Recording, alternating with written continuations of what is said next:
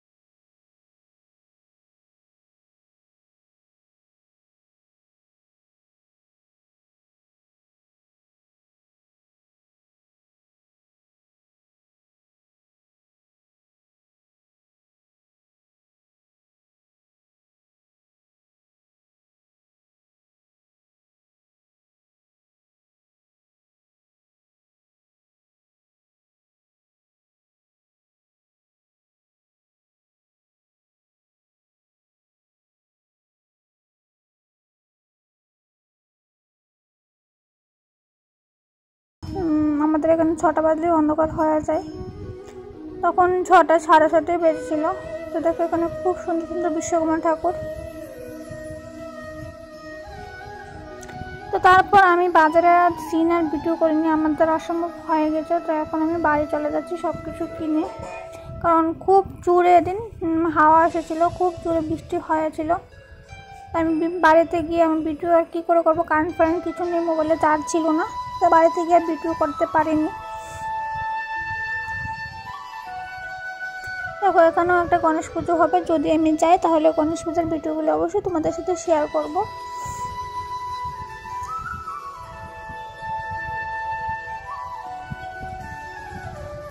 দেখো খুব বড় করে কিন্তু আমাদের এখানে গণেশ পূজা হয়।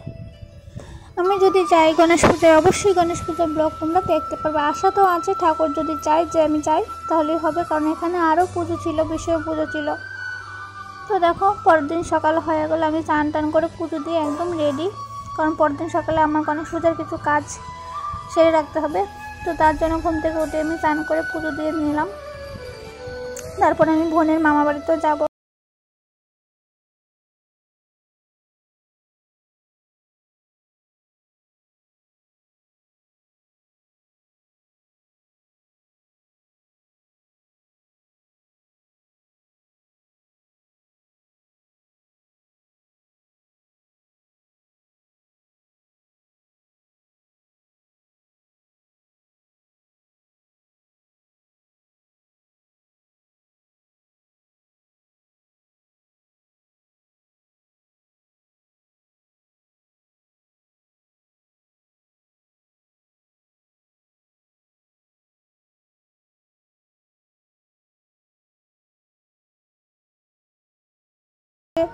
হয়েছিল, কারণ 7টা ডুবু করে 5টা গিট করেছিলাম এরকমভাবে 7টা করে।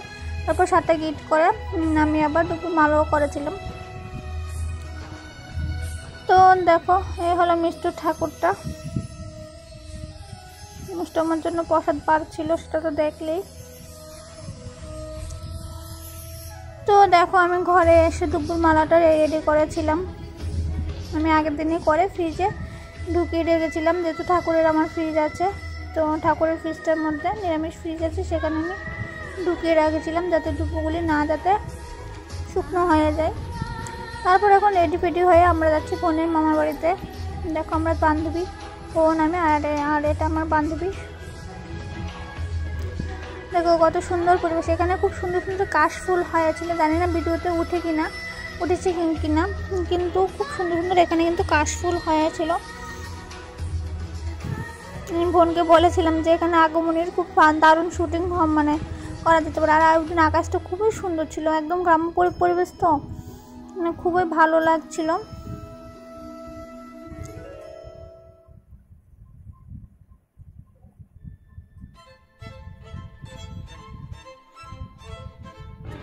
প্রকৃতির মাঝে এই গাছগুলি মানে দেখতে খুবই ভালো লাগে।